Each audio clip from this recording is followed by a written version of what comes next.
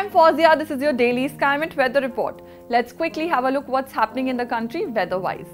Beginning with North India, a cyclonic circulation is marked over central Uttar Pradesh and the axis of monsoon trough is passing via Punjab, Haryana.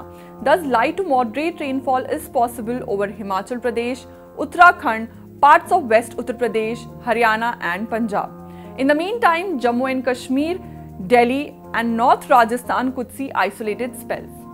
Moving on to central India, moderate rains are likely with isolated heavy spells over North Madhya Pradesh and East Rajasthan. Similarly, light to moderate rains with isolated heavy spells over Konkan and Goa cannot be ruled out. Mumbai may also see some good rainfall activity.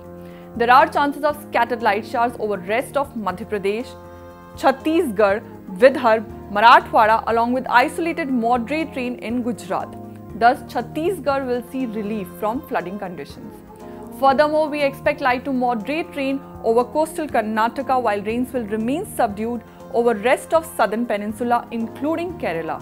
Consequently, the flood situation will improve over this state, bringing in some respite over the God-owns country.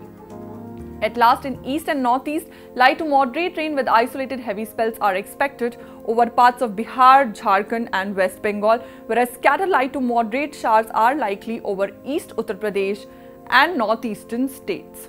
There is also possibility of scattered light showers in Odisha and Gangetic West Bengal during the next 24 hours.